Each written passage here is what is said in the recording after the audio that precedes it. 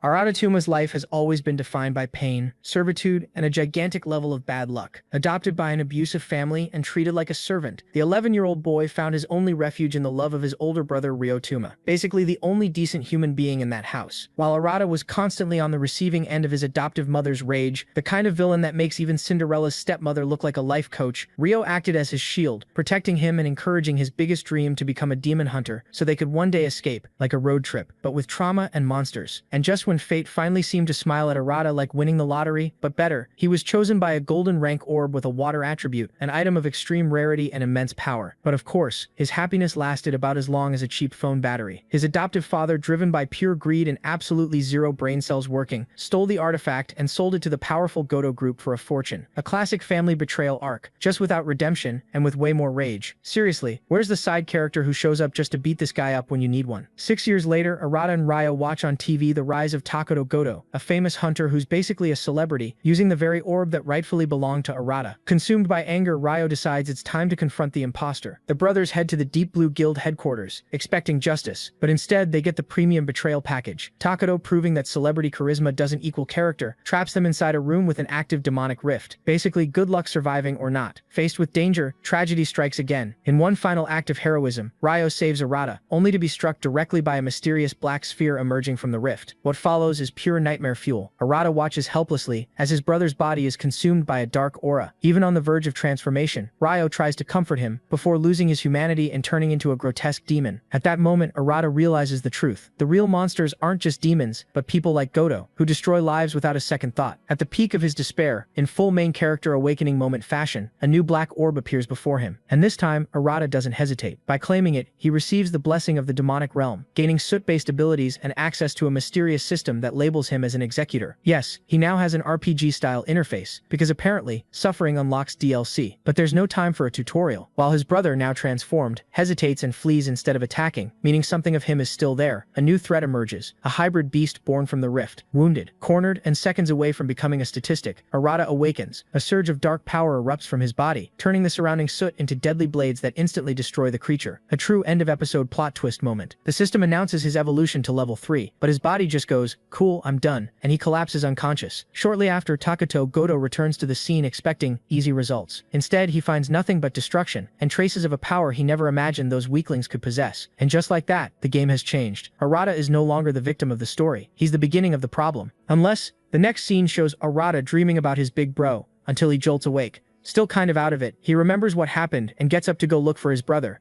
But he's interrupted by the scream of a beautiful green-haired nurse. She explains they found him passed out in the street, with injuries caused by demons. "Where am I?" the boy asks, and she says it's a medical center for executors. Lost in thought, she also advises him that newbies should join a guild. "Sorry," the boy says, getting up in a hurry, telling her he needs to go. And once again she tells him to rest.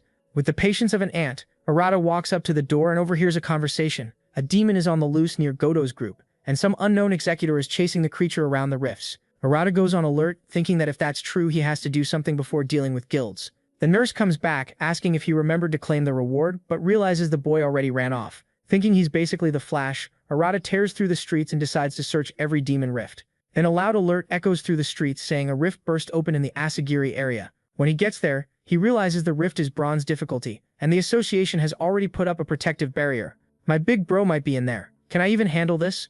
The kid wonders as he steps into the rift. The moment he crosses the portal, Arata finds himself in a desert, and he immediately gets the mission to take down the boss. He figures the boss has to be the strongest one and that there'll be other creatures nearby, when suddenly a level 3 giant wolf appears right in front of him. Excited for his first fight, Arata picks the skill Suit's Shadow Blade. To his surprise, it works, letting him block the creature's bite. The impact sends him flying back, and he's shocked by how strong that monster is. Remembering his training, the boy charges in, determined, landing a series of slashes that cut straight through the wolf. The system notifies him that he's leveled up to 5, but before he can even celebrate, a whole bunch of beasts pop up around him, ready to attack.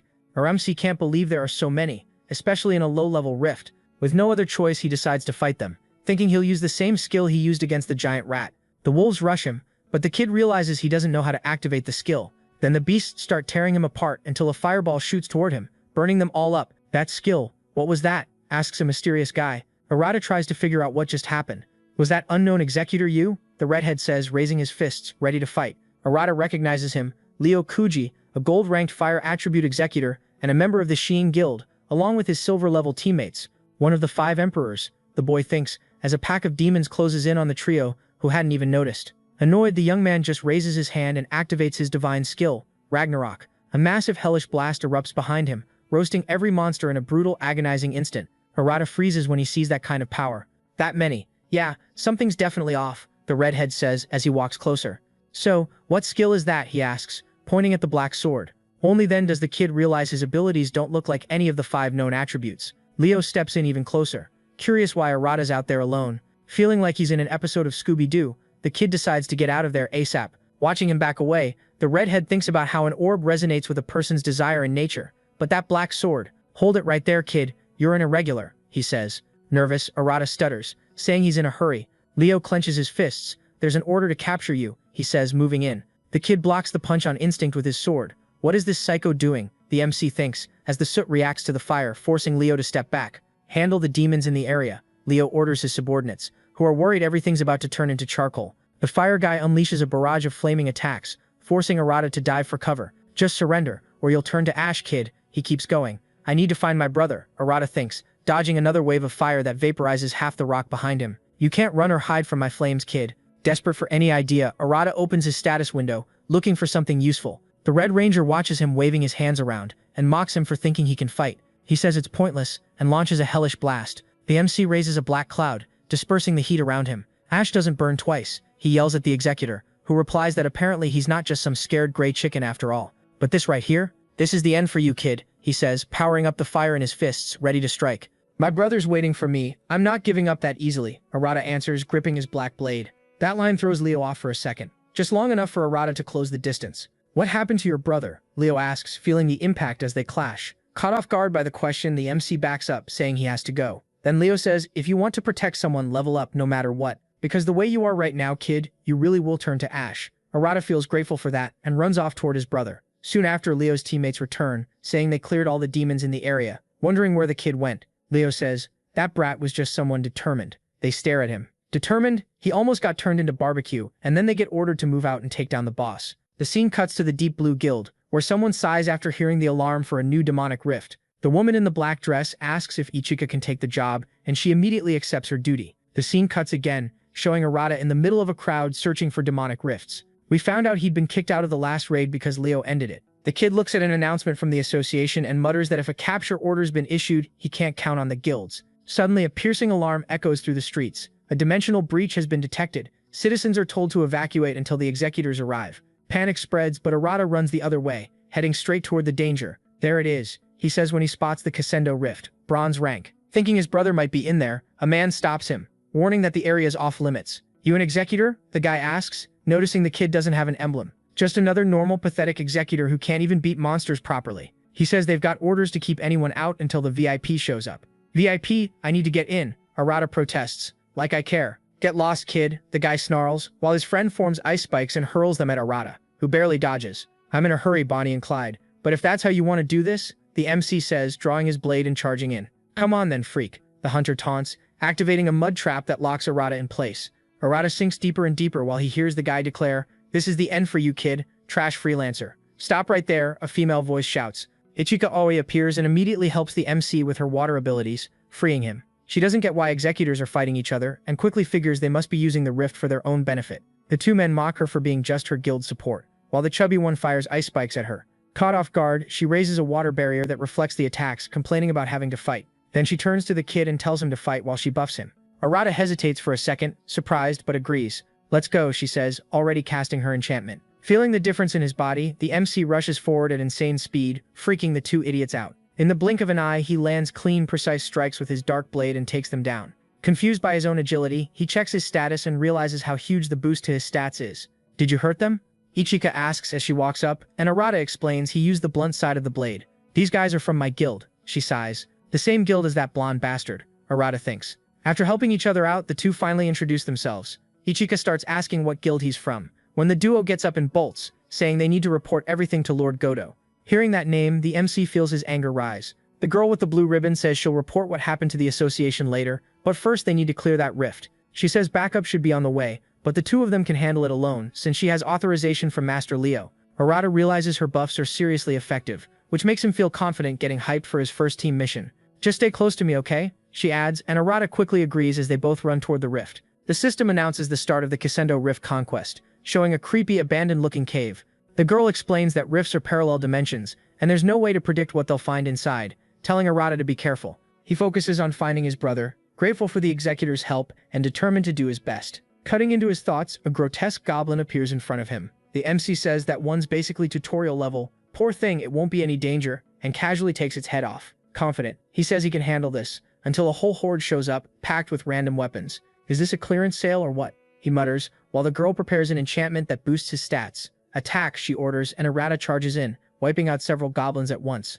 With me here, this is going to be a walk in the park, she says proudly. Arata thanks her for the buffs and compliments her, which makes her even more smug. The kid stiffer than a bugged NPC spots a shadow moving in, and it attacks the girl from behind. Instinctively, a barrier forms to protect her, and at the same time the goblin gets taken out without mercy. Surprised by his own reflexes, he admires how she can make calls in a split second, and how she can trigger multiple skills even as a support. He comments that he needs to level up to get as strong as her, which catches her interest. Then let's go, she says, pointing at the enemies around them. Our MC freaks out when he realizes how many there are, while Ichika gets excited and throws another buff on him, pushing him to take them all on. He rushes forward quickly, wiping out the horde in seconds. Once his win is confirmed, the system tells him he hit level 10 and unlocked a new skill. Suddenly, an even bigger group of goblins shows up, cutting off any escape route. Ichika notices the enemy count basically doubled, and simple attacks won't cut it anymore. Arata checks out his new technique and realizes it's made for long-range attacks and crowd control. He focuses his energy and fires off a black wave that rips through the monsters,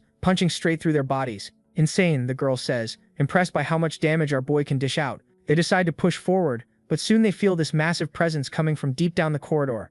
The boss has to be that way, she says, moving carefully. At the end of the path, they find an armed figure sitting on a makeshift throne. The huge ogre wakes up when it notices the intruders, and lets out a roar. Arata tries to stay calm while the ogre mutters some weird guttural sounds. Then its spear shoots lightning everywhere, flooding the whole cave. At the same time, Ichika steps in and raises a water barrier, but the attack is so strong the shield shatters, blasting her back, and she can't help wondering if the boss is really just bronze rank. Without even pausing, the ogre fires another electric attack. The girl takes the lead and yells for Arata to use the opening, even while he's worried about her. He hesitates for a second, then moves in, circling around the monster. At the perfect moment, he uses his long-range skill and successfully destroys the spear, knocking it out of the ogre's hand. Furious, the thing reacts and hurls the broken shaft straight at him. Arata panics as it pierces his chest, dealing a fatal wound. Ichika rushes over and raises her shield, trying to heal him with recovery magic. The water eases his injuries, and the boy growls in pain, fighting to stay conscious. This is just emergency treatment, she warns as the massive ogre charges at full speed. They freak out when they see it clench its fists and start pounding the barrier over and over without stopping. We have to stop it, Ichika says, and Arata spots a gap in the monster's armor. Using the distraction from the non-stop blows, he decides to run, but the boss notices and tries to stop him. As he closes in, our MC focuses a heavy hit on the ogre's leg, tearing a chunk out of it and making it freeze for a moment. Seeing the opening, he packs all the soot into his shadowy blade while the girl buffs his stats, yelling at him to go all out. Arata, confident now, charges the giant with everything he's got, leaping up at the ogre. With all his strength, he brings the blade down right on the monster's head, ending the fight instantly. The system notification confirms the battle's over, and he's leveled up to 13. The pretty girl runs over, congratulates our hero, and they share an excited high five. They decide to get out fast, since the rift is starting to close. Back in the city, Arata looks over the mission results, bummed that he still didn't find his brother. The exhaustion hits him, and he collapses. Worried, the ribbon girl decides to take him with her, and he agrees without arguing. They arrive at the Deep Blue Guild building. Ichika hands him a set of clean clothes and tells him to wait while she goes to report everything to her master. Time passes, and Arata, finally not smelling like soot, decides to look around. Suddenly, a green-haired woman rushes by and trips, face-planting right in front of him. The boy instinctively catches her in his arms. He apologizes, staring into the woman's beautiful green eyes as she studies him closely. Embarrassed, he quickly pulls himself together and bolts out of there. Only then does it hit him. That was probably the Deep Blue Guild master. The woman, confused, wonders who the boy was. Back in her office, she meets with Ichika and thanks her for the good work. Noticing something's up, the master watches as the girl starts dumping info non-stop about the mission.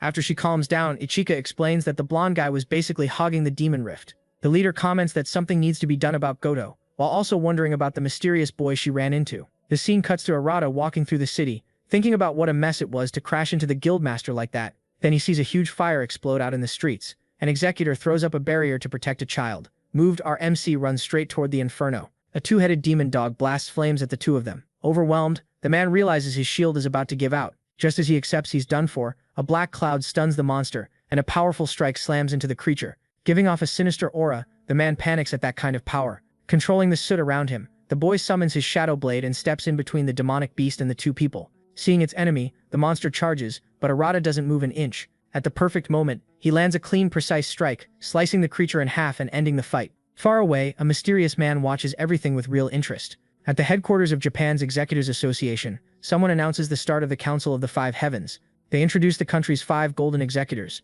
Jinosuke Dogami, from the Seiwa Guild, our fireboy Leo, Reizaki, from Deep Blue, the mysterious man Takuto Nagihara, from the Sukyu Guild, and the bored-looking Shion Inamori, from the Keisen Guild. The big guy asks everyone about the rise in abnormal rifts in the region. Leo says low-level rifts have been spitting out an unusual number of monsters. Ray adds that bosses higher ranked than expected have been showing up. The redhead says that'll just make the executors stronger, while the young guy with earrings mocks his optimism. Annoyed, he yells at the guy, who stays totally unfazed. The greenish-haired girl keeps going, asking how often these irregularities are happening. They explain that a dimensional shift is going on, but the cause is still unknown. The leader asks them to report any new info. Moving the meeting along, he brings up the next topic. An irregular has been spotted. Someone's been moving between rifts without authorization, and they don't know why he never registered. The woman brings up our boy, saying he's suspicious because he has weird abilities. From the description, the femboy recognizes him right away from his last adventure. Rai figures that if his ability is different, the kid might think he doesn't belong to any guild. Takuto cuts in. He could be on the demon side, and everyone immediately tenses up. Leo tries to ease things, saying he ran into the kid before and doesn't believe that. He says the guy seemed like someone with a lot of passion. The young executor lets out a laugh and says it was just a joke, which pisses Leo off, though it also makes him a little suspicious. Dogami shuts it down, saying capturing the kid is optional for now, since there isn't enough evidence. Just keep an eye on him. In that case, if he's really that important, he'll show up again, says the lady who'd been quiet until then. She stands up and starts to leave, saying she's got something more urgent to deal with, when something catches her attention. A camera had been watching the meeting the whole time. The recording with all that info was being watched by the hunter Goto, chilling in his office. An irregular, even the Five Heavens think he's a problem, says the rich kid in his little monologue. If I capture this guy, my influence in the association is gonna skyrocket. Then he goes over what he knows. The boy had soot-based abilities, and the other one probably turned into a demon corpse.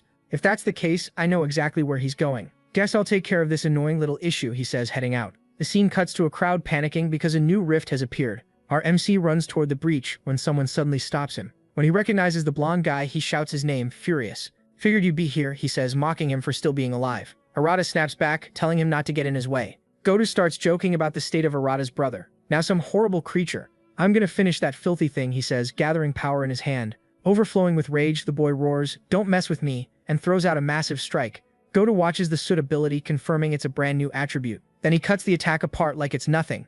Pissed at his mistake, our MC charges in, gripping his blade. Way too slow, Goto taunts, striking a Statue of Liberty pose as he summons an ice dragon. Our hero blocks the attack, all calm and gentle, then decides to chill on the sidewalk for a second. The little blonde XXXTentacion lookalike laughs at him, clowning him for not being able to use anything useful. Arata complains, regretting he didn't grind his level up even more. Goto's surprised to see him still standing, soot spilling off his blade. Then the boy moves, spreading a thick cloud that blocks his enemy's vision. Caught off guard, the hunter dodges an attack at the last second, then uses his ice sword to blow all the soot away. The MC leaps over the shadows and brings down a thunderous slash, creating a shockwave. This is the end for you, he yells, while Goto declares he's going to take control of Deep Blue and the association. I won't let you, Arata fires back as the man forces him back. You're prey for my ice blade, kid, Goto continues. Arata only repeats, mine? Then he explodes with rage, pouring out a huge black aura as he screams, that was mine. This is all your fault. And he charges at the executor completely out of control, blocking the blows and sizing up how stubborn the newly awakened guy is.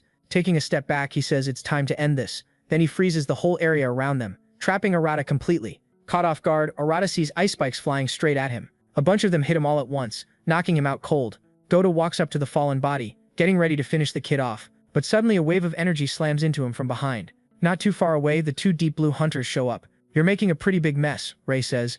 In a threatening tone, she asks Goto what he thinks he's doing. He's surprised to see her there, and she explains she's been following his trail for a while. The blonde guy snorts and says that kid is an irregular. Ray scolds him, asking if that's really how he usually handles things. Meanwhile, Ichika rushes over to help the boy. Ray takes a closer look at him and recognizes him from their earlier run-in. Ichika uses her healing spell on Arata's body, and he slowly starts to wake up. Confused, he tries to figure out where he is and what happened.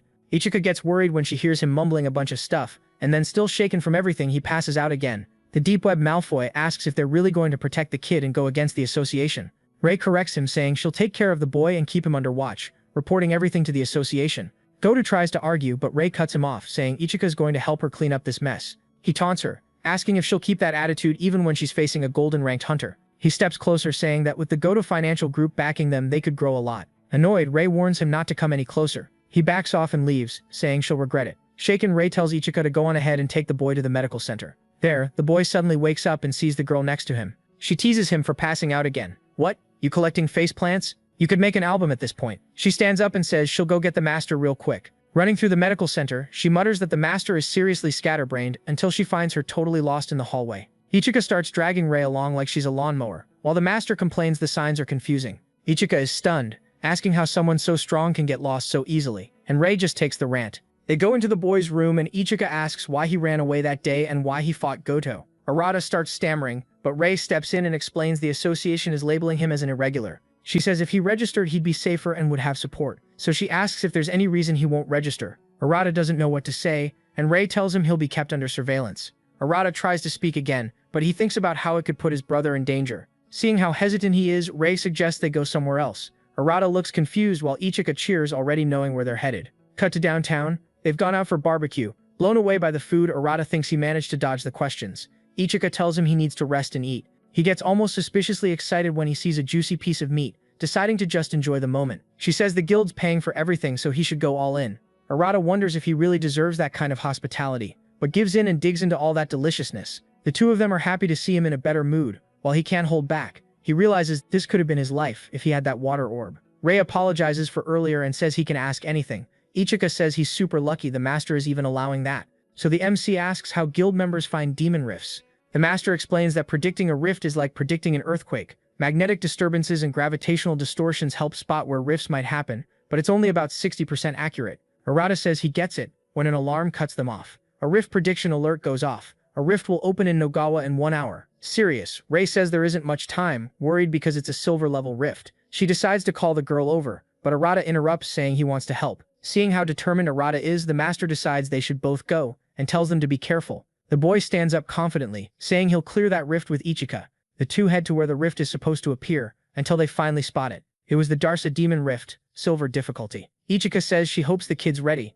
and the two of them sprint straight toward danger, kicking off the rift run. Once they're inside, they find a place full of ruins and wreckage. The boy's confused seeing all that. The girl explains that a lot of places vanish after you beat the boss, but this one seemed like an exception. He starts saying he doesn't see anyone around when Ichika quickly tells him to be quiet. An explosion goes off right in front of them, and a massive sandworm appears. It attacks them immediately, then dives back underground. She tells him they need to listen carefully, and warns there's probably more than one enemy. Arata realizes they're surrounded, and says he'll handle it. He puts his hand on the ground using the soot around him to feel the vibrations in the sand and figure out where the monsters will strike from. One spot stands out, and before the creature can even fully pop out, Arata nails it instantly. Ichika's surprised by how fast he reacted, and he explains that while he was in the hospital, he learned to see his abilities and understand what he could do with the soot. He says the soot isn't just for fighting, it can be used in a bunch of different ways. She smiles and says with that they might actually be able to clear this rift. Using that strategy, the kid keeps attacking non-stop until the last monster goes down. Then he says the boss has to be the only one left.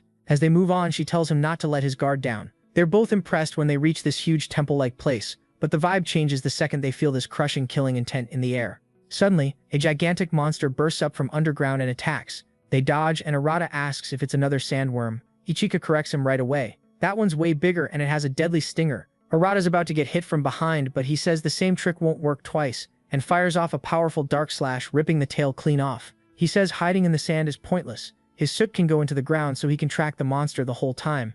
She praises him for being smart, saying he got strong really fast. Arata thinks he's lucky to have her with him. Distracted, he doesn't notice a monster's been detected until it rises right in front of them. It was the Rift Boss, a level 29 giant scorpion. Ichika yells that even without its tail, the monster's claws are still insanely dangerous, and she shields him from a devastating strike. The impact is heavy, and Arata uses the opening to rush the creature. The boss raises its massive claw and swings at him. He barely dodges. Then something appears under his feet.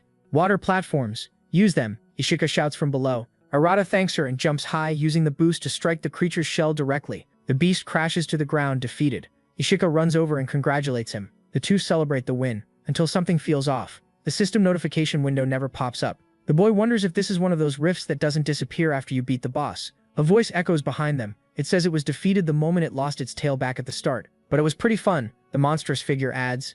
They freak out when they see it's a demonic corpse, and worse, it speaks their language. The demon asks if they liked its puppet. Ishika panics when she realizes a demon can control monsters. The creature raises its hand and says there are still the claws, even in pieces. The defeated monster jerks back up in this creepy way and charges them. They react almost instantly with a combo attack and destroy it. The demon gets annoyed at how fast its puppet went down and decides the two of them will be its new toys. The girl glares at it in disgust as the monster opens a demon rift. It tells them it'll be waiting inside, if they've got the guts to face it. They realize that demon can control the demon dimension completely. The rift looks different, but we don't have a choice, Ishika says, stepping in. Inside, they find themselves in a dark castle, kind of like ones from the human world. A creature watches them from a distance, then ambushes them. Arata reacts on instinct, blasting it with a barrage of soot and knocking it down. Shocked, they see a whole horde of demons appearing ahead. Surrounded, they activate their skills and get ready to fight. With his dark blade, Arata keeps slashing non-stop while Ishika boosts him with buffs.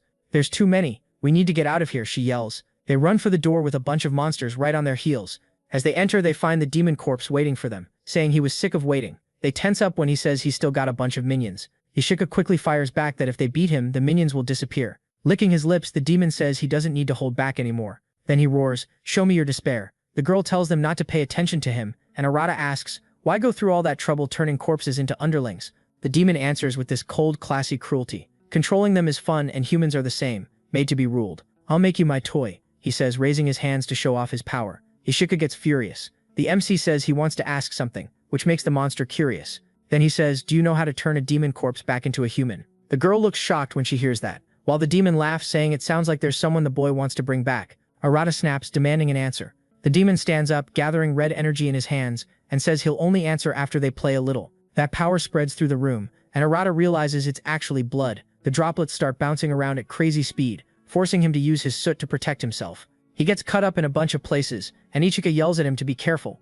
Then an armored knight takes the opening and attacks. Arata can't react in time, but a barrier appears and blocks the killing blow. Ichika protects him, but that spell takes almost everything she's got, even hurt. She says she's fine and tells him to focus on the demon. She says she'll hold off the armored knights. Arata agrees and pushes through the enemies, heading straight for the demon corpse. The girl activates a skill to patch herself up a little, thinking that with this many enemies there's only one way to handle it. She jumps, spins in midair, and unleashes a charged strike, mixing energy and water. Jets of water blast out in every direction, wiping out a bunch of monsters at once. She notices a lot of them went down, but others are already starting to come back. Determined, she says she can do it as many times as it takes. Meanwhile, Arata closes in on the demon, who notices the soot swirling around him. Then it becomes clear he's mixing the soot into the blood, hardening it so the droplets can't move. Seeing that, the demon says Arata is on this side. Arata stops, confused by what he means. The demon keeps going, saying that outside a lot is happening, but none of that matters in here. My blood or your soot, only one of us wins. Then he lifts a bunch of blood droplets and hurls them, spinning at insane speed. Arata focuses his soot and fires off a barrage, breaking the attack. The demon forms a blood sword and rushes him, leaping in. Arata sees the fast strike and blocks by controlling the soot around him. The creature looks surprised at how quickly he reacts, and Arata keeps defending against those blood whips. The attacks get more and more frantic, turning into this tangled mess of strikes and blocks between them. Arata realizes he's hitting his limit. The demon notices and gets annoyed, saying he needs more excitement. Then he decides to go after the girl first. A blood whip slices past Arata at high speed. He turns to warn her, but then a deadly hit catches him in the back, totally off guard. Blood sprays out and he drops to the floor. The thing walks up, telling him he should have been paying more attention. Holding the blood whip, it says, sounding pleased that the boy will be his minion, and it goes in for the finishing blow. Suddenly, Ichika appears and raises her water shield, blocking the clean hit. Focused on keeping the skill active, she makes the demon freeze for a split second. Firmly, she shouts, "If it's a fight you want, then that's what you're gonna get." The girl starts healing Arata with her spell, thinking he'll wake up soon. The demon taunts her, saying the boy is probably already dead and that protecting her like that means she must be one lucky woman. Ichika feels sick hearing that, and his words drag up memories from her past. "It's okay," a voice had said while she cried, terrified by what she was seeing. A boy was being held by a horrible monster. He told his sister to run. Frozen in place, she watched the monster lift him into the air. She tries to say something, but the monster squeezes hard, getting ready to bite. The boy panics until his sister finally screams his name, Minato. Blood goes everywhere and the girl is left in shock. Ichika snaps back to the present, takes a deep breath, and decides she's not running anymore, as she charges at her enemy. Determined, she thinks she's not that weak little girl from back then anymore. The demon sees what she's doing and lashes out with a blood whip, saying she'll be his next puppet. At the last second, she throws up a water shield and blocks it. Gru, totally fixated on his minions, laughs when he realizes it's just water. Then he starts hammering the shield with hit after hit, pushing the girl to her limit until it finally shatters. So she starts controlling all the water around her, saying water's a flexible element, and mixes it into the blood whip. The creature's impressed by how clever she is, but says he can make way more blood than that. Ichika feels the panic rising. Right then, Arata wakes up and asks for her. She quickly hands him a sphere of water, telling him to mix it with his soot to make his attack stronger. He starts doing it while the demon tries to stop them. Arata reacts fast, firing off a combo of strikes, blending the two abilities. The attacks wrap completely around the blood whips and reach the monster, trapping it. Ichika yells in excitement when she sees it actually working. Taking advantage of the opening, Arata rushes in and lands a heavy hit with his dark blade. When it connects, the monster spits out seasoned tomato sauce. He's weirdly hyped watching the two of them fight, combining their powers with his blood power. They stare him down. He says all he ever knew was how to dominate and exploit people, and that they didn't seem like that kind of person. In his memories, someone asks, "Where are you going, Valgado?" He answers that it might be a bad time, but it's not his problem. A figure wreathed in black flames challenges him. "You're going to abandon your loyalty? That'll be your downfall." Valgado hesitates for a moment, but leaves the room, abandoning that powerful being. Back in the present, he admits that guy really did predict his end. Arata steps closer with zero mercy and demands he answer the earlier question.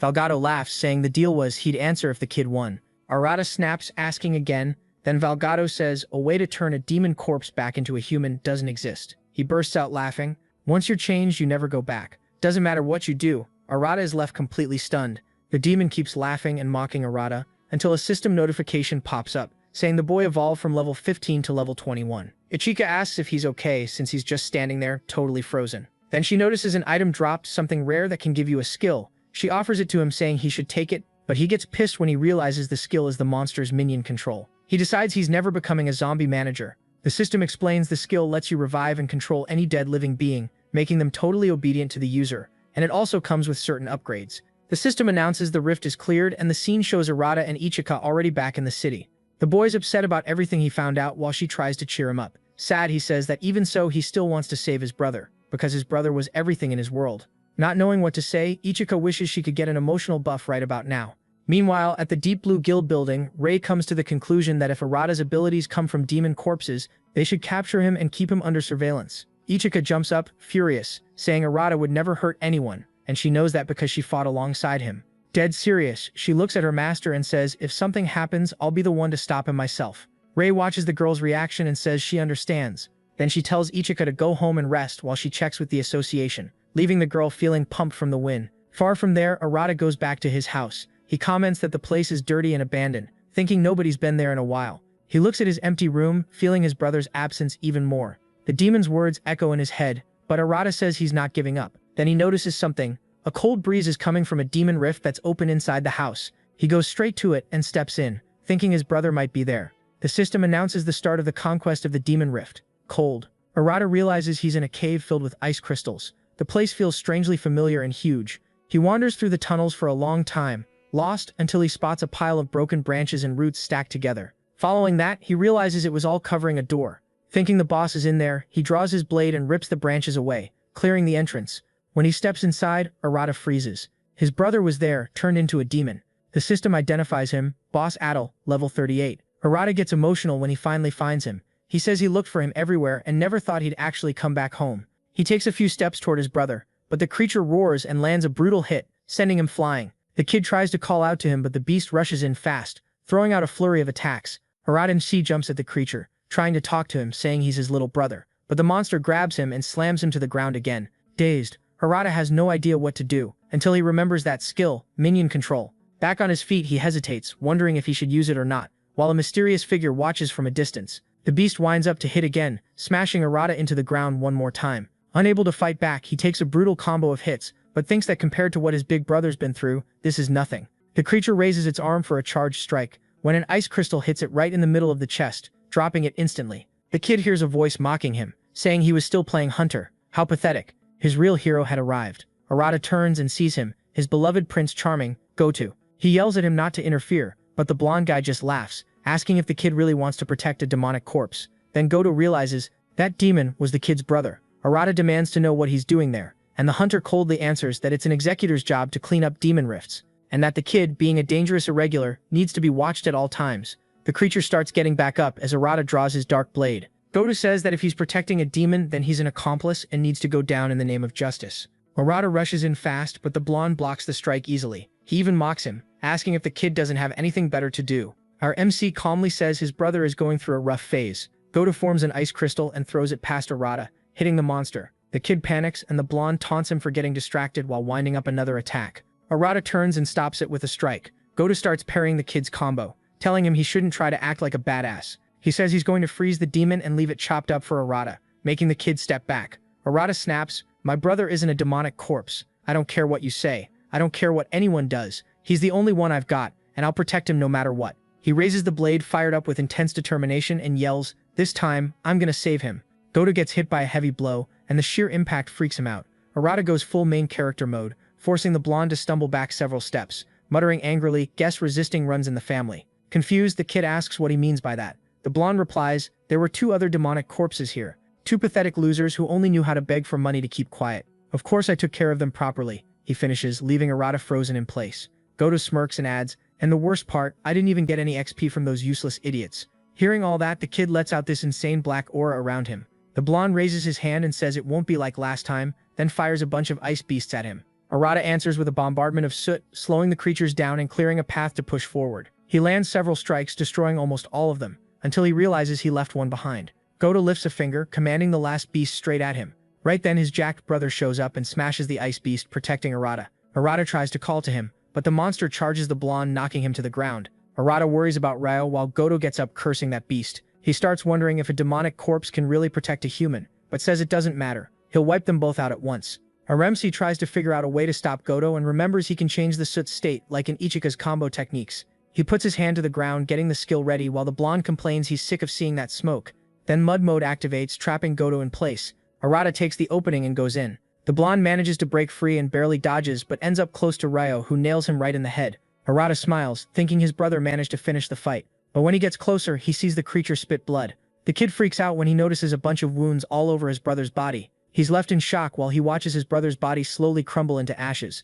And Goto is there, standing right where Ryo was. The system announces the rift is complete and about to close. Arata drops to his knees in disbelief. The Golden Captain remembers telling the kid to stop getting so full of himself. He goes dark, then says in a low voice that he's going to kill him. He stands up, repeating it over and over, tears running down as his eyes turn red with rage. He screams and charges with his shadowy blade. Goto watches and wonders if that's some new ability. The blonde guy raises his ice sword and says trash is still trash. They clash. An enormous shockwave echoes through the room. He can't believe the kid is still standing, giving off an overwhelming black aura. Arata drives his sword forward again and hits Goto, blasting him through the wall. The blonde has no idea what's going on as he watches the kid walk closer. With a crazed look, Arata says it doesn't matter how many times he kills him, it'll never be enough. The blonde realizes he's starting to feel scared, stunned by the sheer size of the killing intent wrapped around Arata. He gets up and like it's his last breath starts charging his ice skill, then freezes when he notices several black weapons aimed right at him. The kid fires them all at once, hitting Goto and slamming him to the ground. Arata walks up slowly and asks with a completely unhinged aura if it's over already.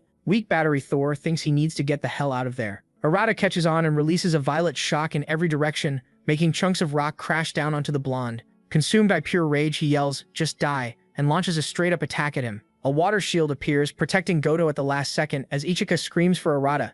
She realizes the strike keeps getting stronger until it breaks through the shield and hits her, throwing her to the ground. Terrified, Ichika tries to figure out what's happening. She gets up and says she won't let him kill anyone, begging him to snap out of it. Arata hesitates for a split second, lost in his madness. Our legendary hero comments that the association is probably already on the way. He says the irregular losing control is their fault, and adds that this will be the girl's end too.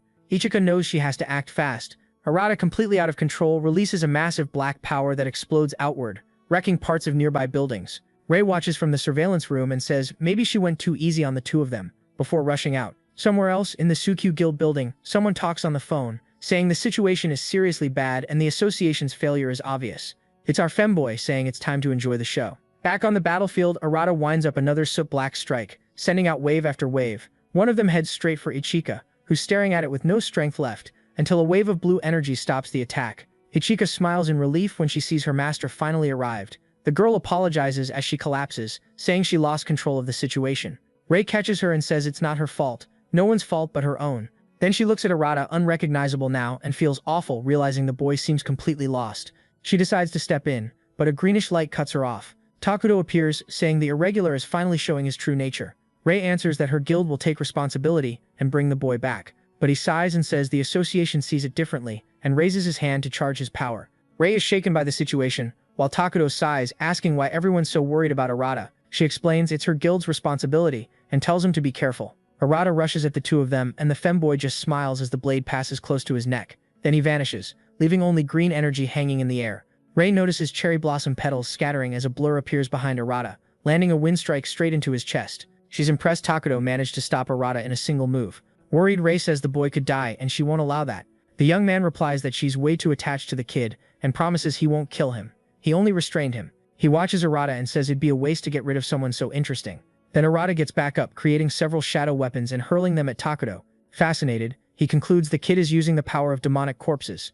The weapons fall apart the moment they touch the green aura, while Takuto comments that the kid's abilities are still really rough. He warns Rei that if this keeps going, the whole area will be destroyed, and that he'll take Arata to the association right away. She protests, asking what's going to happen, but Takuto just says that's up to the association. Rei watches Takuto focus that green energy in his hand and throw it at Arata, wrapping him up in two huge wings. She yells, demanding to know what he's doing, but Arata shows up unconscious, no longer in a rage. Takuto calmly explains he just put the kid in sleep mode. He says goodbye, telling her see you later, and vanishes. Rei vents, saying Takuto is always so laid back and impossible to figure out. Ichika calls for her master, who walks over and says the civilian evacuation is finished. Relieved, the woman says the worst has been avoided, until Ichika asks where Arata is, and the master chooses to stay silent. Arata wakes up somewhere dark in handcuffs. He tries to understand what's going on and remember what happened. A figure appears in front of him, holding something that looks like a whip. With a creepy smile, the person says they're sorry to have kept him waiting. Among the wreckage from the battle, a hand pops up trying to crawl out. It's Goto, struggling to get back on his feet. He can't accept being humiliated by Arata. With hate in his eyes, he swears he'll surpass the 5 heavens, and he laughs, imagining Arata must be getting punished right this second. At the headquarters of the Japan Hunters Association, the big guy asks everyone for their attention. He apologizes for interrupting, but says he needs to announce something as the association's director. Hands clasped, he gets straight to it. The irregular has been captured. Leo immediately objects, saying Arata isn't a bad person, and locking him up without proof is unfair. Rai asks where the kid is and what they did to him. The director explains the child was detained for going out of control, causing massive damage in urban areas and breaking the association's rules. Leo is shocked hearing that. The director says Arata showed power similar to the demonic corpses, and that made a lot of hunters argue he should be eliminated. Rai and Leo protest, saying that's way too extreme. The director concludes that the irregular's identity will be investigated, along with his connection to the demonic corpses. Shion feels bad for the kid, saying that officer has to be involved. The director wraps up by warning that demonic corpse activity might increase, and everyone needs to stay on full alert. Rai is shaken and decides she has to act immediately. In the association's underground first-class prison, Arata is cuffed while the officer interrogates him. The man warns he'll keep going even if Arata passes out. He just needs to say what his relationship is with the demonic corpses. Arata snorts, saying he doesn't know anything. Not satisfied, the officer raises the whip, but someone stops him. Rai walks in, introduces herself as the leader of Deep Blue, and orders the interrogation to stop. In a casual tone, the officer asks what she's doing there and whether she has permission. Rai says she does, and the guy gets suspicious. She asks to speak to the kid alone, and he warns her not to break any rules. Rai steps up to Arata and says he looks a lot more tame now. She asks if he remembers losing control, and he looks confused. Rai explains he tried to kill both Goto and Ichika.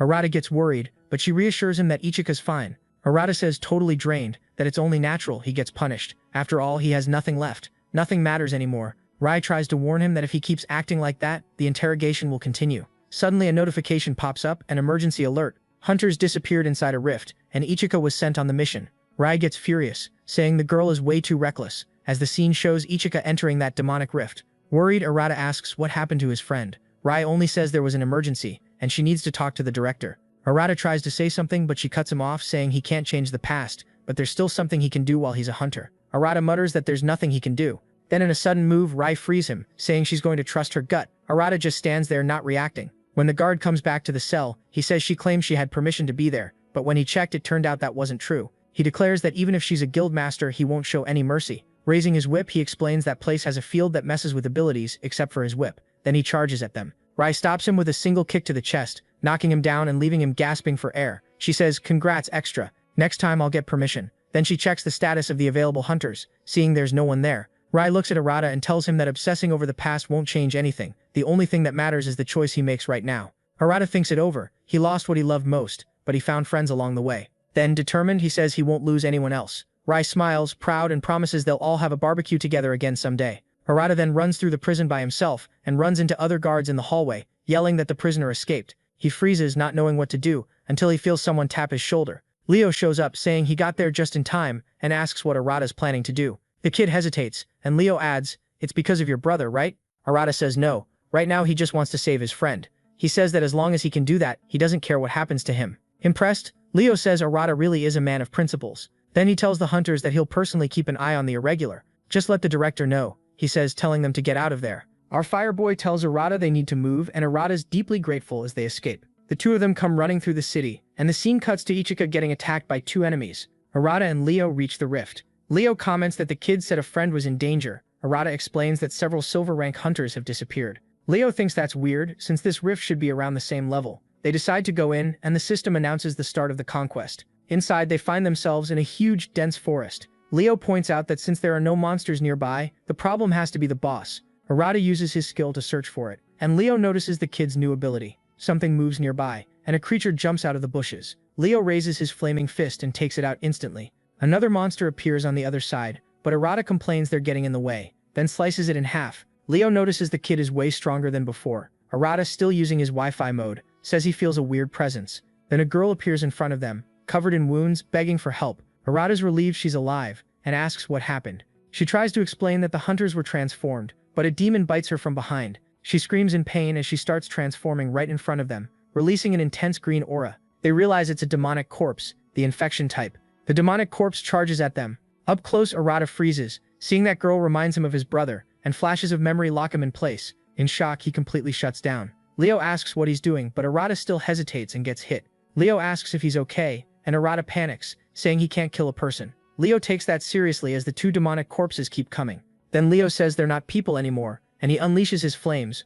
roasting them without hesitation. Arata, still shaken, can't believe what he just saw. Leo calmly explains they probably died the moment they ran into the boss. Still unsure, Arata makes him continue. Those hunters probably ended up like that, trying to help the others. Arata finally understands the situation better. Raising his flames, our fireboy says he won't let a single infected one escape, because the damage could be irreversible. That's when he notices it, a bright green aura coming from inside a tree. On edge, they watch a bizarre creature emerge from it. When Arata hears something behind him, he turns around and sees Ichika beside him, badly hurt. He calls out to her, but she screams in pain as a purple aura starts consuming her. Arata rushes over as Ichika collapses, saying it's already too late for her. She turns away, frustrated, saying she couldn't protect anyone. With a sad look, she says that even if it was only for a little while, she was happy she got to meet him. Arata, helpless, promises he'll find a way to help her. He lifts her up, holding her hands. Ichika stops him and says, "Arata, keep getting stronger. Believe in yourself." She looks at him and adds, "Please save as many people as you can." Before she can finish, her voice gives out.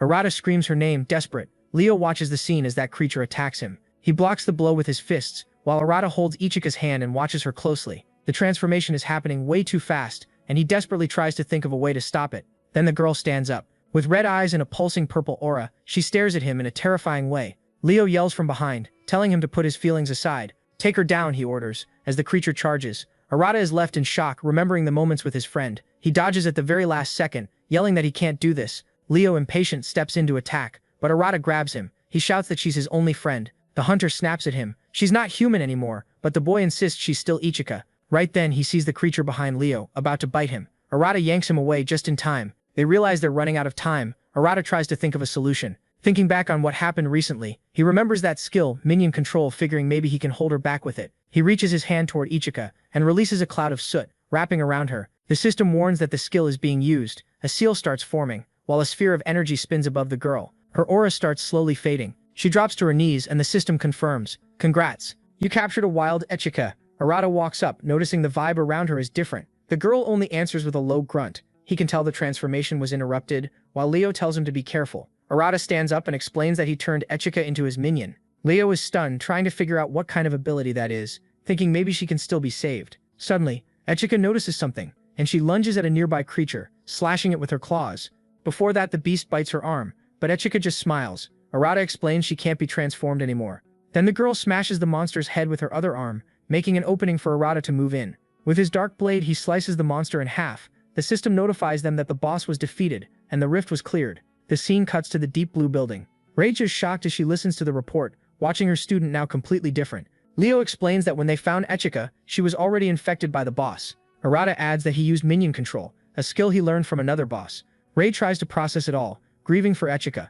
Arata says it was the only way not to lose her completely. The master looks at the girl and calls her name, and that's when Echika finally responds, saying Rei's name. Everyone freezes when they hear it. Arata asks if she can talk, and Echika confirms she can. Rei asks who she is, and Echika answers, I'm a demonic corpse, but I'm not too. That person's consciousness is still there, weak, but it's there. That leaves everyone silent. Arata feels relieved, seeing there might be a way to save her. Leo asks for a second, wondering if Dark Echika can follow instructions and not attack people. The girl just stares at him. Arata says it won't happen. He won't let it. Leo asks how he can prove that. He looks around, spots a cat, and tells Echika to play with it. She slowly walks over to the cat, pets it, and plays with it gently. Rei watches, emotional. Leo is freaked out. The cat is totally calm in front of a demonic corpse. He realizes Echika's kindness is still there, and she doesn't seem dangerous. Dark Echika decides to walk up to the three of them, cutting into their moment. Leo backs up, asking her not to get so close. Rei teases him, asking if he's scared of cats. The two younger ones laugh at his reaction. Rei tells Arata to look after the girl, while she reports everything to the association.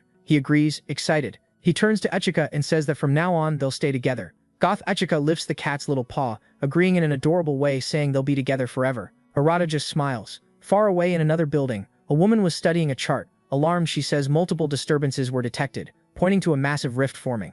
In the association director's office, an employee rushes in and reports, signs of a large-scale rift have been detected. Hearing that, the man orders Code 0 to be issued to all guilds. The subordinate confirms and runs out. The director takes a deep breath. 11 years, so it's finally time, he mutters, staring at an old photo.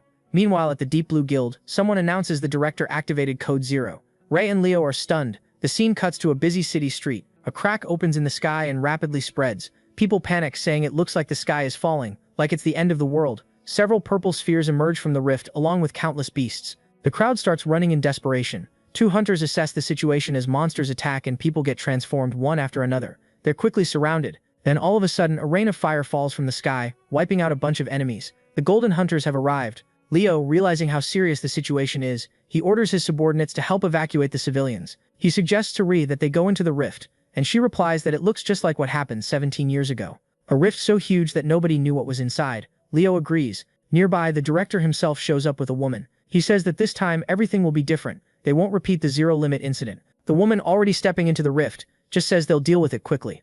Not far from there, our femboy watches the opening with a grin and says he's been looking forward to this moment as he goes in. At the same time, Arata and Dark Ichika run through the streets, carrying out the mission they were given. Protect the civilians, while Rei and Leo are inside the rift. They keep attacking non-stop. A mother holds her child and says it's okay. The hunters are here. Then the rift starts leaking a black aura, and something begins coming out. Several flying monsters appear in the sky. Arata is shocked by how many there are. He says it's his first time fighting beasts like that. One of the creatures dives at the mother and child. Arata throws his soot, hitting the monster in the head. While running, he realizes his attacks are basically just distractions. He reaches them and asks if they're okay, and she thanks him through tears. Arata looks up and sees hundreds and hundreds of monsters just like that one. Overwhelmed, he wonders what they're even supposed to do now. Arata says he can't reach the monsters from that far away, and Dark Ichika just agrees.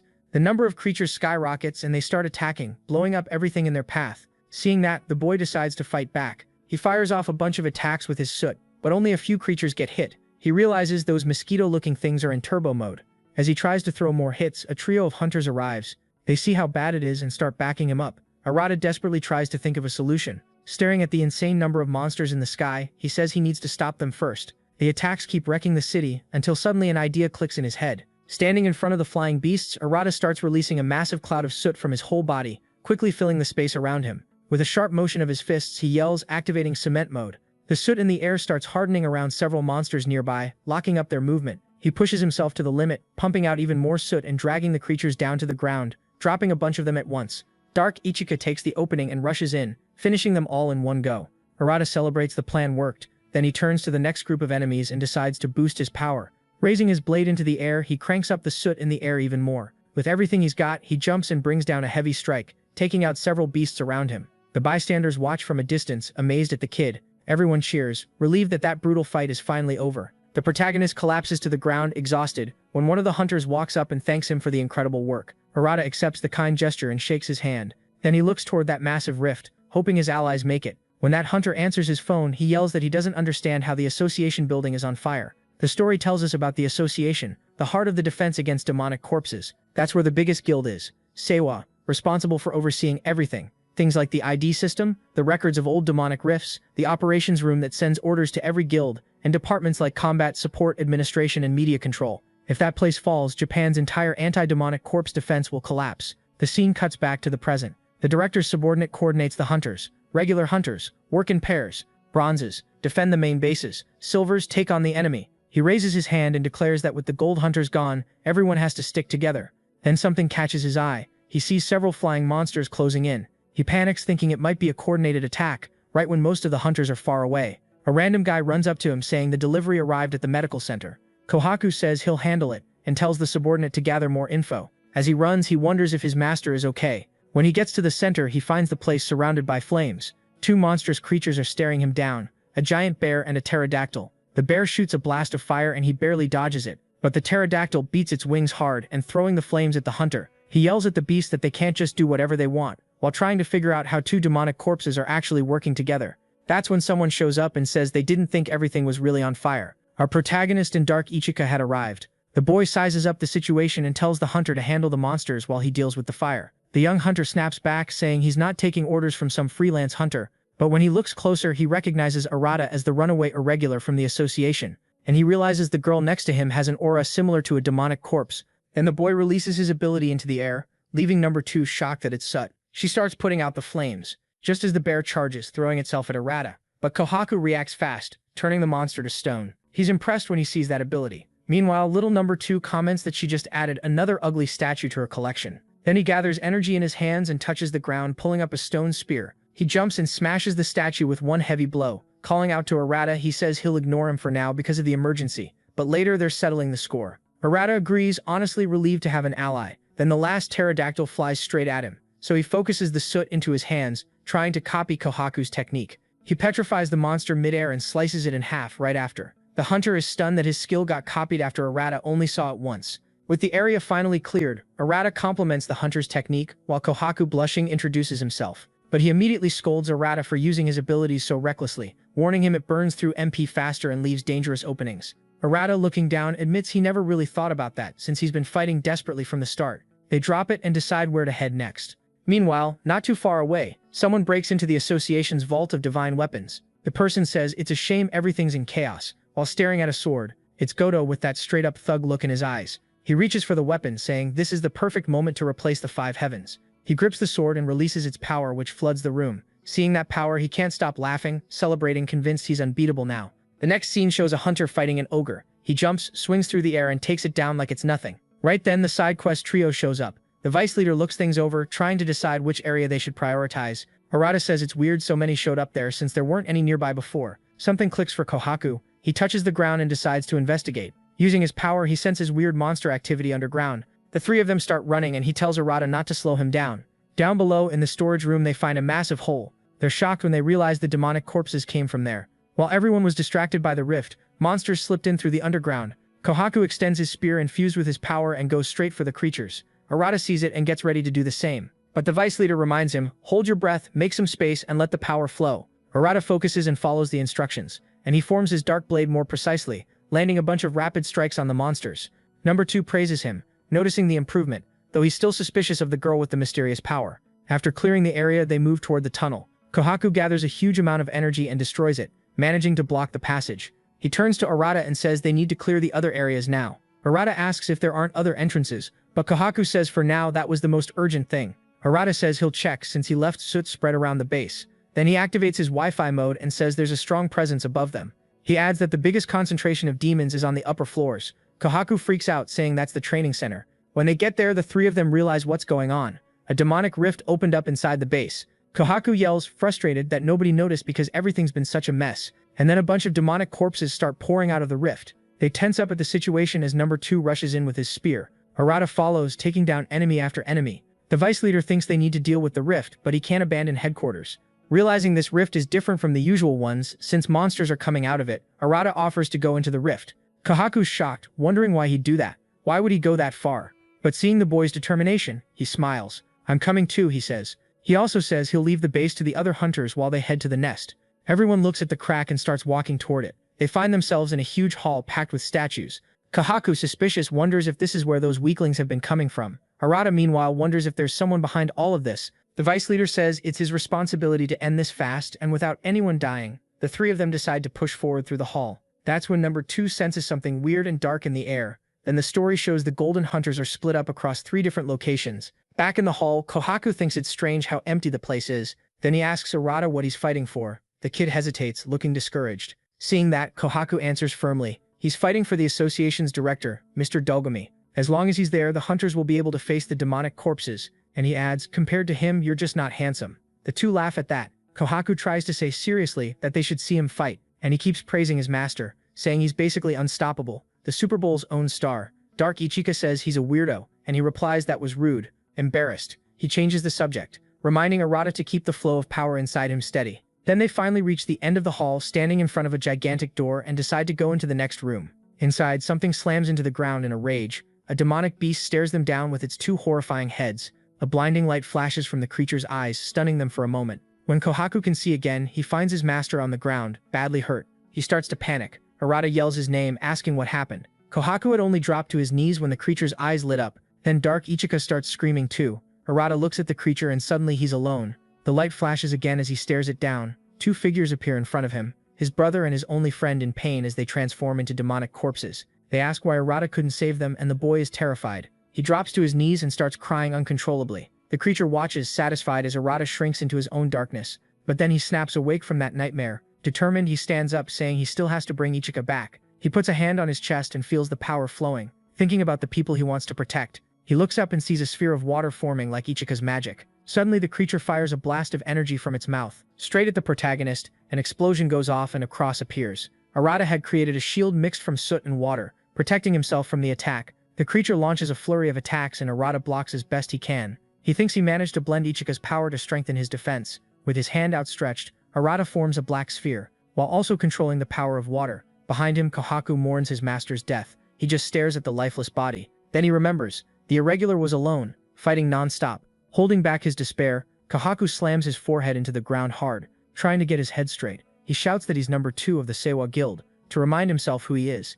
Now focused, he sizes up the situation around him. That's when he realizes 4 monstrous creatures are staring at him like he's food. Meanwhile, Arata keeps taking hit after hit, all of it bouncing off his shield. The creature gets pissed that it can't bring him down. Our boy tries to flank the monster, when another demon rushes in from behind. The claws get dangerously close, until everything suddenly stops. Dark Ichika appears, piercing the creature with her own claws, leaving it dead. Arata turns and asks how Kohaku is doing. He just tells him to watch closely, showing off his stone armor. Then he charges in and throws a strike that hits all 4 monsters at once, setting off an explosion in the room. The MC can only stare, shocked at number 2's power, while Moving Stone keeps attacking non-stop, having fun with it. A monster tries to catch Arata from behind, but he barely dodges. Realizing there's still one left, the creature lunges, and Arata struggles to block. He backs up, hearing Kohaku shout behind him, "Sharpen your mana." The kid tries to understand what that means, while he hears, "If you can't do it now, this is your limit." Arata closes his eyes and focuses, aiming for maximum precision. He opens them and sees his power refined. Then he creates a blade with 2 attributes, water and soot. In that same instant, he charges forward and grips his sword with all his strength, and with one perfect strike, he pierces the creature, taking it down once and for all. Exhausted, Arata first checks if the other 2 are okay. Kohaku watches him proudly, while the boy collapses to the ground, hearing, "That was way too close." Number 2 sees the kid's potential, shocked by how fast he's growing. Meanwhile, our gloomy kitty just keeps messing with Arata. Back at headquarters, Kohaku says that somehow everyone managed to protect the place. But their next step was to face that while she looks out the window at her target, the monstrous rift hanging over the city, all while wondering how her master is doing. Shion complains that her clothes are dirty, and he replies that it's because she chose that outfit. She huffs, then holds out her hand and fires a powerful beam of light, carving a huge path through the forest. She says now they've got a nice comfy trail, pleased with herself as she hums. The director just sighs, remembering the Zero Border incident from 11 years ago. That day, countless lives were lost when demonic corpses escaped from a massive rift. Then he looks around at the forest and thinks it's way too quiet. The woman says out loud that the enemies must be hiding nearby. She looks up and says their search is finally over. In front of them stood a gigantic tree. The director explains that the power coming from there is at least A rank. Shion just says she wants to finish this fast so they can leave. Then 2 winged horned demonic creatures appear, both disaster class, the kind of beings that could wipe out an entire country. One of them says they finally made it, while the other says this is the end for the 2 of them. At the same time, a bunch of A-class flying creatures appear around the tree. The entities mock them, saying the silver executors were easy, and asking how long the gold ones will last. Then they fire a powerful blast of red light. The director focuses his energy, telling them to watch what a gold executor really looks like. They're both blinded by the light he releases. When it fades, the director is equipped with a massive golden suit of armor. Xion floats in the air, gathering a gigantic sphere of lightning, while the Megazord raises its arm and blocks that red beam. The sphere keeps growing, and the creatures can't believe what they're seeing. They get furious and order their underlings to attack all at once. As the attacks close in, Xion gives a slight smile and throws the colossal sphere. The monsters panic when they see it coming. They try to hold out, but the explosion is huge, wiping out the whole area. With the place wrecked, the woman says the others must have finished too. Somewhere else, Ray and Leo quickly take down a pair of monsters, while the femboy destroys a demonic skeleton, complaining about the lack of evidence of where it was. At headquarters, Kohaku orders her subordinates to secure the area. Then she gets a call and decides to announce to everyone, the director is coming back. Everyone celebrates the news and the end of that crisis. Meanwhile, near headquarters, a shadowy figure appears in the sky. Everyone looks up at him, terrified. It was Goto, now basically a Super Saiyan, floating in the air surrounded by lightning and water, showing off that gorgeous seductive smile. He's wrapped in a powerful purple aura while everything burns. Ray gets an alert. A strange energy has been detected near HQ.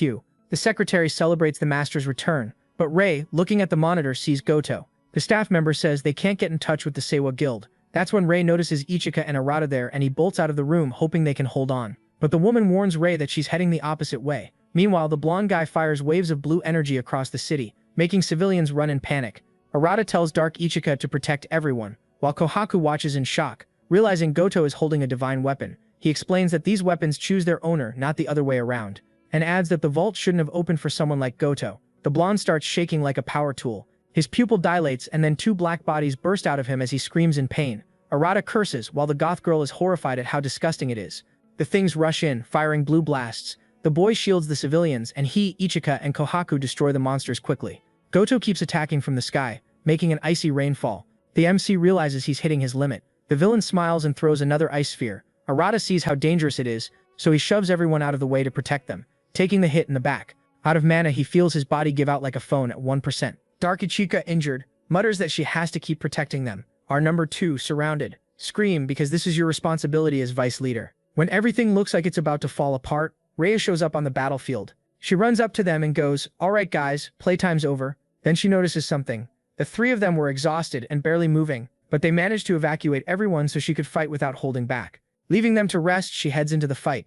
Goto, completely out of control, unleashes a ridiculous amount of power. Then he sees a figure coming in, firing off a bunch of electric blasts. But the figure's way too fast, and in an instant, it's right at his neck. Freaked out, he takes a brutal hit to the chest and gets launched away. Rhea, totally calm, says his judgment was wrong and that she's not holding back anymore. On the ground, the blonde guy hears her say that out of all the choices he could have made, he chose to abandon his own humanity. He spits a jet of water at her, and she just gets even more pissed at the nerve. She releases even more power, water and lightning mixed with pure rage. Then a blast of light swallows the whole place. The scene cuts to Xion and Dogami running out of that forest. She asks why Ray is the strongest golden ranker and not him. The director says that's only true when she fights alone, without worrying about anyone around her. Since she controls water and lightning at the same time, it turns into total chaos, which is why she ended up walking a lonely path. That's how she became the first irregular known by the association. The battlefield was wrapped in a full-on storm. Kohaku wakes up because of the rain, while some green energy heals him. Then he sees a massive tornado in front of him, spinning with electricity and water, bigger than skyscrapers, while everything around it burns. Up above, Ray notices he's awake and immediately looks relieved. Even though he's beat up, he tries to get up and fight, but she orders him to back off, straight up command. Eyes locked on the enemy, and he accepts without arguing. Ray says she'll hold Goto back and tells him to get the others far away from there. Kohaku looks at them and carries them through the wreckage, searching for shelter. He uses his power to dig a hole right there. Then he fills it with a golden liquid, lowering the two of them into it. Far away, Goto tries to defend himself from non-stop attacks. Ray watches and regrets ever letting something like this happen. Powering up her aura, she yells that she should have handled this alone from the start. He starts releasing even more power in response, which makes the human freezer short-circuit. Then a bunch of ice swords form and fly straight at Ray. She raises a water shield and blocks the ones that would have hit her. As the blades crash into it, she remembers her past. Her parents are talking to her when she was a kid, promising they'd protect their city. She closes her eyes to stay focused, then raises her arms, crackling with electricity. With all her fury, she throws lightning into that violent storm. Little by little, she starts controlling it with everything she's got, then hurls it at Goto, who gets caught inside the storm. He screams in pain as he's hit by endless shocks inside the cyclone. Down below, Kohaku watches the insane power of mixing water and electricity. He can tell it has to be tearing her up, and he worries about her limit. Then we see her past, the pain electricity caused inside her body. People whispered that her orb was damaged, calling her unstable and an irregular. The young guy says he can't even imagine how hard her path must have been. Raul, focused, gathers the lightning spinning around her body and throws it at Goto again. He screams even louder, like a microwave going haywire. She doesn't stop attacking for even a second, controlling everything with precision. The attacks blend into the tornado that keeps him trapped. Kohaku watches, stunned at how brutal the fight is. The blonde guy finally breaks out and leaps into the air. Raul sees him, but she doesn't even flinch at him escaping. He attacks her and she keeps dodging non-stop, getting closer and closer. In a split-second mistake, Raul grabs his hand and stops his movement. She charges her fist with electricity and says, "Now take it." Goto realizes he's trapped and gets hit with a crazy shock, screaming in pain. The electricity spreads through the water around him, blasting him away. Raul walks up and sees he can still stand, which honestly impresses her. He smiles with that villain look that clearly says he's never been to therapy. That makes her remember her master's death and how she blamed herself whenever people around her got hurt. Ri tries to hold on to her master's last words, then she stares Goto down and says firmly that she's going to end this for both of them. The rain kept pouring non-stop over the battlefield. Kohaku notices the water around them starting to bubble when Goto screams saying Ri will be his, while firing off bursts of electricity. Ri raises her arm and warns him he won't be able to move after that attack. The electricity starts gathering at the tips of her fingers. The blonde guy freaks out when he sees a huge energy sphere forming in the sky dropping straight toward him. With sparks in her eyes, Ri watches the massive explosion that goes off right in front of Goto. From far away, Kohaku recognizes it as a hydrogen explosion, totally stunned by her insane level of control. She finally lands on the ground, almost collapsing from exhaustion. Number 2 runs over to her worried. She thanks him and stands up right away, but then she freezes, startled. She sees the citizens celebrating her victory, chanting her name, thinking it was finally over. Moved by the moment, Ri sighs, "All right, I've done way too much overtime for today." But then out of nowhere, Goto appears behind her and drives a blade straight through her chest. With a cruel smile, he celebrates as Ri drops to the ground. Everyone goes still as the blood starts spreading. Lying there, she blames herself for letting her guard down. Crying, she mourns her master, saying that in the end she wound up alone. Goto gets ready for the finishing blow, acting like he's the champion. At the last second, Dark Ichika shows up and blocks the attack. Ri asks what she's doing and the girl yells, emotional, that her master wasn't alone. Ri starts crying when the blonde guy shakes Ichika off and throws her away. Then he starts forming ice crystals to attack Ri. Regular hunters jump in between them, trying to protect her, even if it costs them their lives. Seeing everyone risking themselves for her, Ri begs them to stop and run. But an explosion erupts in the middle of the fight. She passes out, thinking everyone's going to die because of her. Kohaku, desperate, tries to heal her while begging for help. Our Apocalypse Ken laughs, wishing for everyone to die. But then something purple shoots in at a terrifying speed, slamming the villain in the face and launching him away. Before he can even react, Goto gets hit midair by several black blades at once. Seeing the swords, Kohaku recognizes the soot abilities. Goto sneers, saying someone that trash shouldn't even be alive. Arata answers by unleashing a barrage of soot, causing a huge explosion. Almost out of energy, the villain looks ahead. Arata with red eyes, bulging veins, and a horn on his forehead, telling him to shut up. Rei panics when she realizes that's Arata, pushed to his absolute limit. He stares at Goto with disgust and says, "Just watch my power." Then the MC explains that all of this started with a voice calling him. For a second, he wonders if he somehow became the protagonist of an isekai to end up there. A voice mocks him, complaining it has to deal with a loser like this. Arata then sees a chained figure sitting on the ground. He asks where that place is and where Rei is. The mysterious entity perks up, realizing someone can finally hear him. Suit Boy tenses up, raises his blade and demands to know who he is. The figure takes a deep breath and says his name is Regnas, claiming he's the one who gave Arata his power. Arata slices him in half without hesitating, while the little flame complains about how rude he is. The rebellious teen tells him to shut up and get him out of there already. Regnas gets serious and tells him not to say another word, and points at Arata. That sword and that power are his. He's the one who gave him all of it. He tells Arata to understand his role. He's the long-awaited rebel. The entity goes on, saying he has the power to face those who steal from others unfairly. The boy cuts him in half again like he's chopping through a tough cake, annoyed. Then he says he doesn't have time for nonsense. He grabs him by the chains and yells, "If you gave me this power, then send the premium package already." The being laughs at the kid's cleverness and says that Big Baby isn't there anymore. Then with a curious look, he asks what happens if he says no. The irregular thinks for a second, then says that as far as he can tell without his help, he'd still be stuck there. The flame steps closer and says he can only do one thing. 1 minute, I can give you 1 minute of my core's power. We cut back to the present. Arata already using Regnus's power, and he realizes that power had been dormant inside him from the start. Then he says 1 minute is more than enough to deal with him. Goto roars that his appearance doesn't matter and charges. The half-demon creates several reinforced soot shields around himself, draws his sword and attacks with insane force. The impact throws the blonde guy back. On his knees, he notices several shadowy blades around him, and when they strike, they blow everything up around them. Down and crawling, the bad boy growls that he won't lose to trash like him. Then he looks at the 3 closest to him and jumps them. Arata calls him pathetic, while our goth girl feels the soot powering her up, letting her form huge claws and strike first. Goto's shocked by her ability, while the MC stares at him with pure contempt. Freaking out, Goto says he's from some rich conglomerate and that he's going to replace the five heavens and become the strongest. Arata answers, disgusted. You stole an orb, a divine weapon. You're worse than a demon corpse. Rai stares at him, stunned. Hearing that, how is he supposed to kill someone like that? Goto grits his teeth, furious at being insulted by trash like him.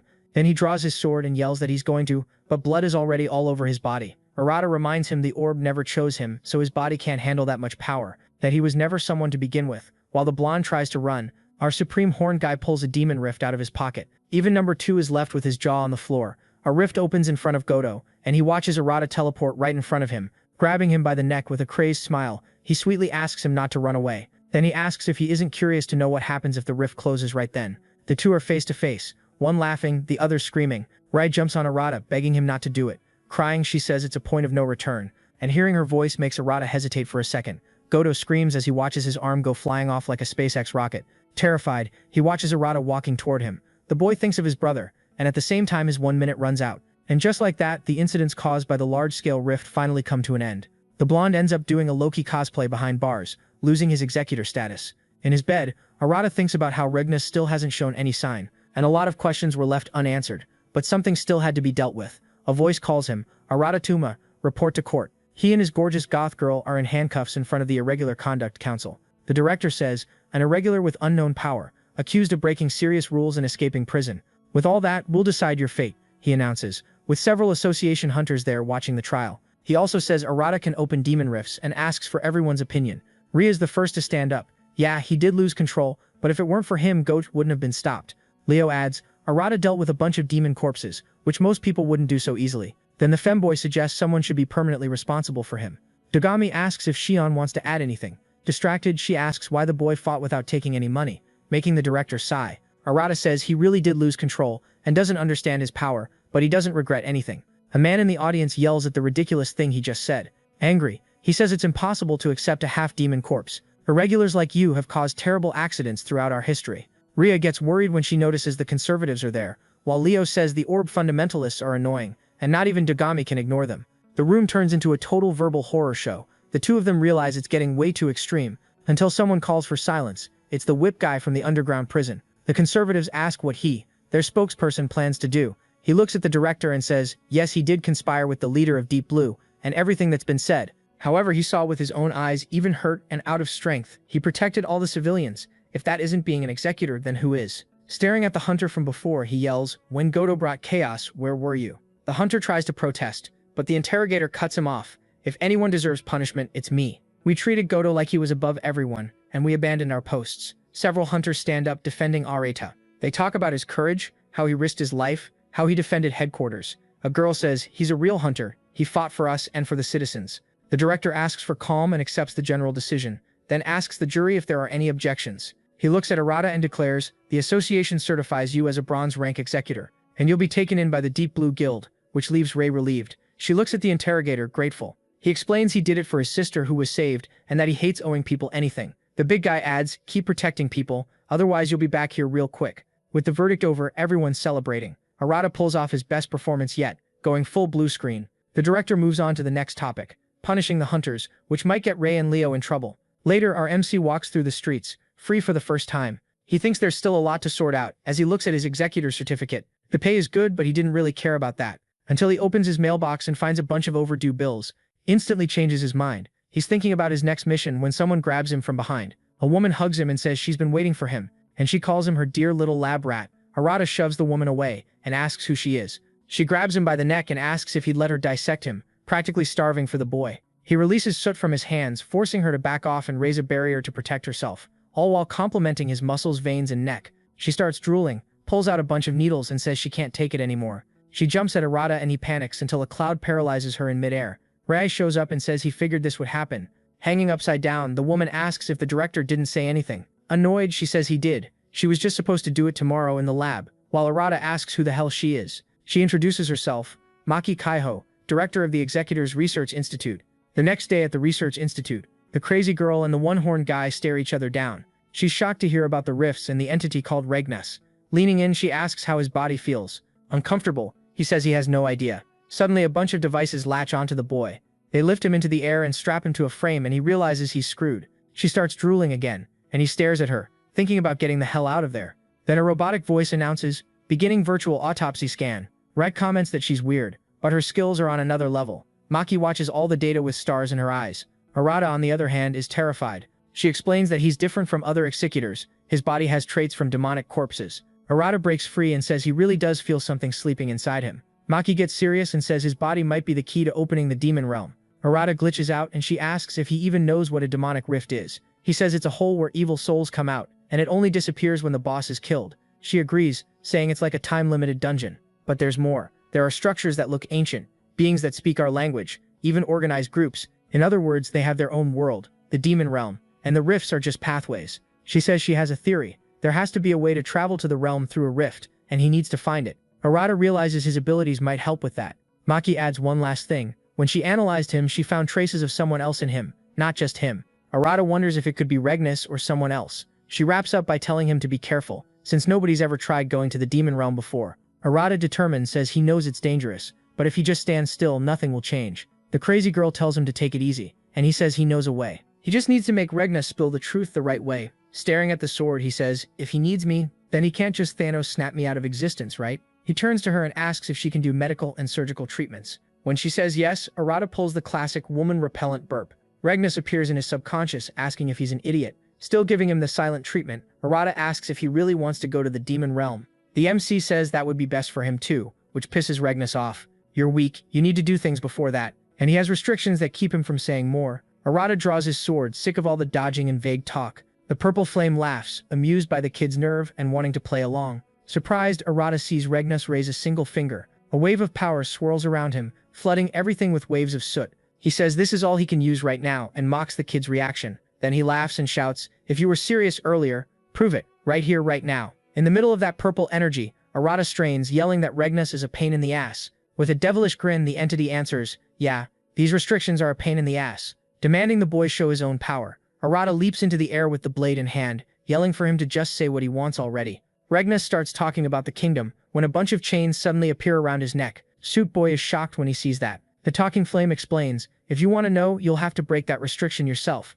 At the same time, Arata throws a wave of soot at him. The attack bounces off his evil energy spell. He mocks him. Is that an attack or a sneeze? I can't even hold back. Boom, another restriction. You know? The kid, tired of all the stalling, asks how pathetic he is, and Regnis just bursts out laughing. Then he rises into the air and orders, show me everything you've got or you're dying right here. A rain of attacks falls on Arata, hitting him in the back. The entity sounds disappointed, saying it waited too long for him to finally listen. Arata, panting, says that was nothing compared to what his brother went through. Regnis smiles, creates a bunch of blades behind him and says, that's more like it. And he throws them at the MC, saying that in the end, only soot should remain. The purple flame is surprised. It watches the kid endure it, still standing, guiding lightning with his hand.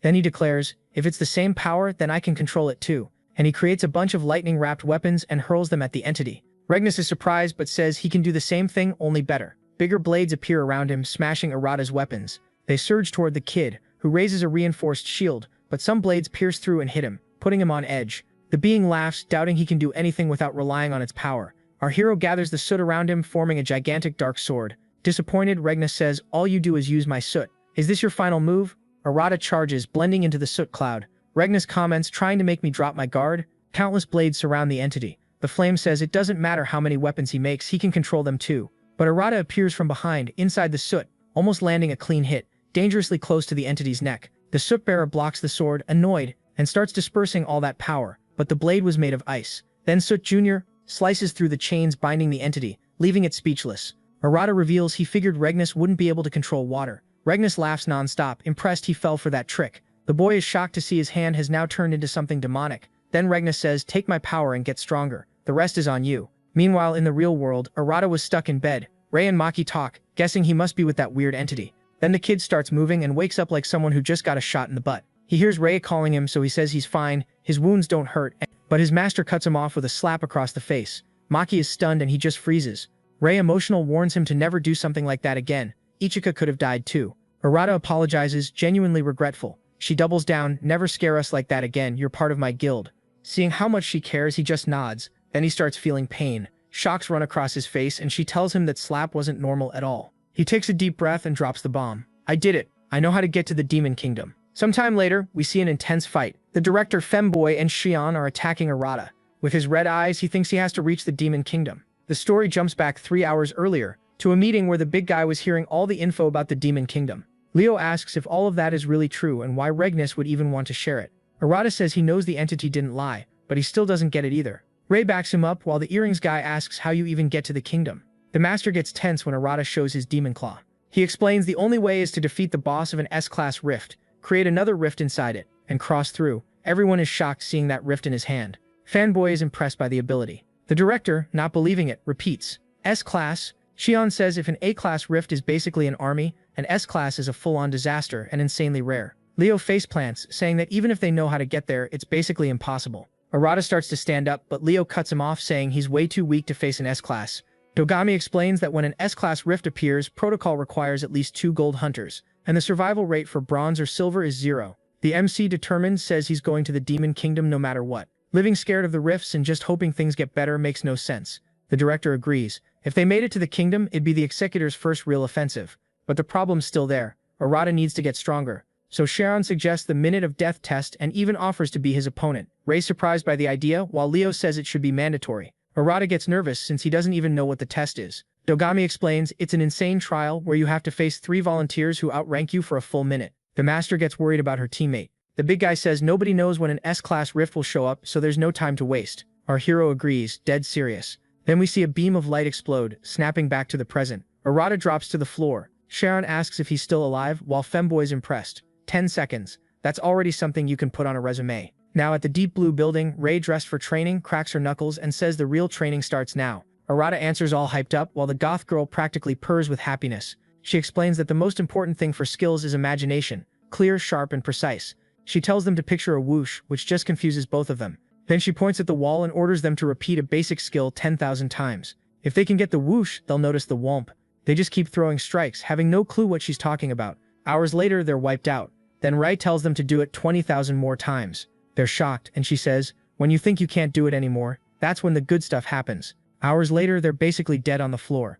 Then a blast of water shoots toward them. He reacts just in time before it hits, scattering it into the air. Surprised, he realizes he managed to activate the skill even while totally exhausted. Rai shows up and smiles at the success, and says that's exactly the kind of thing that decides whether you live or die. Next up, training starts at the Xian Guild. Leo cracks his knuckles and announces, today's special is how much pressure you can handle. They both freeze, but Leo doesn't give them a second. He says training starts now. His underlings light a bunch of torches around the room. Leo declares that in the middle of those violent flames and suffocating heat, they need to keep absolute focus. Then he smacks the chalkboard, telling them to absorb the basics of what a real hunter is. Fireboy puts on his glasses and explains the goal. Analyze and keep your cool in extreme situations. Harada complains about the heat while trying to read. The teacher sees that and hurls a piece of chalk at the kid, yelling at him to never say that again. Then he tells him to focus even with his blood boiling. Hours later, Arata's exhausted, and Leo says there's nothing left to teach. Now he can think better under extreme conditions and seriously high heat. The day before the test, Arata trains alone in the forest, panting. He says that's all he can do, while a shadowy figure watches him from a distance. At the test, Cheyenne, Dogami, and Femboy gather, while Leo and Ray watch from far away. The director warns him, if he fails this time, he won't be allowed to go with them into the S-class rift. The timer starts, and Arata charges in. Determined, he thinks this time he'll last longer in the fight. He creates a cloud of soot because in chaotic, low-visibility battles, avoiding friendly fire is everything. Femboy throws an attack, but realizes too late he'd been immobilized. Dogami sees Arata flank and fires a rain of lightning down on him. Arata dodges like crazy, recognizing the same attack pattern as before. The director, down on one knee, is impressed by how fast the kid adapts. Xian predicts his movement in midair and launches a heavy hit. An explosion goes off, and the target breaks apart into dust. She's shocked to realize he made a decoy that fast. Arata jumps up, gathers soot in his hand, and fires a blast at all three. Femboy thinks the kid had a nice moment, but this is where it ends. Then he unleashes a series of wind strikes that explode on impact. From a distance, Leo comments that making it to 40 seconds is huge progress. The three regroup, saying he messed up by leaving himself with no escape routes. But then they notice, a rift had opened and he was behind them. Tired, holding his transformed arm. He remembers all the training, realizing he pushed past his limits. The three rush in to finish him off, no mercy. Then the MC just smiles because another rift appears where he was. They're impressed, seeing how much he's evolved while they fight. Explosions start popping off everywhere. Leo tells us 10 minutes have already passed, while Ri says she's never seen those three so happy. After 32 minutes, Arata collapses on the ground, completely drained. The three watch him with admiration, saying that was insanely fun. He raises his fist, happy about his win. Like an older sister, Shion warns him not to get cocky and to never let his guard down. When Femboy looks over Arata's shoulder, something was there. The creature jumps into the air, letting out this animal-like scream. The little creature walks up to Arata and starts cuddling up to him. Everyone's wondering what the hell his ability did this time. A while later at the research institute, Maki examines the newborn creature and explains that it was leftover residue from before. The boy says it weirdly makes him feel calm. The scientist comments that since it was just born, he should give her a name. The boy thinks for a moment and looks at the little thing, and decides to call her Piggy, since that's all she knew how to yell. After saying goodbye to Maki, Rei suggests a place to go. She drags them to a barbecue again. Arata wonders why everyone's there. Leo explains they were celebrating, and that they also needed to decide something important. Shion tells him to get lost while he starts juggling. Taking the chance, she steps closer and asks if he wouldn't rather stay with Big Sis in the rift. Rei cuts in, pulls her away from him, and says she's way past the age to be calling herself Big Sis. Shion fires back, reminding her Rei was clinging to the kid in public. Leo notices the sparks between them are real, and tells them to knock it off. Dogami finishes his drink, slams it on the table and gets everyone's attention. He says that if an S-class demon rift shows up, they need to decide who's going. Because of protocol and because of Arata's abilities, only one person should go with him. Femboy, with a dangerous look, says Arata has to choose who it'll be. Meanwhile, Ichika steals Arata's food. Shion, with a flirty look, says Big Sis would protect him. Leo reminds everyone he was the first one to fight alongside him, and Femboy says he was the first to see Arata's potential. Dogami says he wouldn't mind going into a rift that huge. Ryan closes her eyes and says she already knows what Arata's answer will be. Everyone stares at Arata, making him uncomfortable. He takes a deep breath and says he gets it, and that he'll choose. Cut to everyone outside the restaurant saying goodbye. Arata says he felt like part of the executors and thanks Rai for inviting him. She says everyone was curious about him and that's just how it is. He says he was happy that it felt like being part of a family. For a long time his brother was his only ally and now he wants to get even stronger to protect the people who matter to him. Rai is touched by what he says, then Arata asks if that isn't the opposite direction from her house. The master gets embarrassed, admitting she's terrible with directions. They laugh and head off in different directions. After Arata passed the test, everyone waited for an S-class rift to appear. Each of them went back to their daily routine, but a sinister shadow was moving through the depths of the association. In the prison, Goto stares at a mysterious being that came out of a rift. When it steps closer, he's terrified as he recognizes that face. Months pass, a woman announces an S-class rift has been detected in Shintani Block 6. Dogame calls Arata, saying the day has finally come and he's counting on him. Near the rift, someone walks up to the boy and says so it finally showed up, and tells him to make damn sure he doesn't die in there. That's when we realize Femboy was chosen as his attack partner. So the video ends here. If you don't want to miss the next part, activate the notification bell, and see you next time on Tob's channel.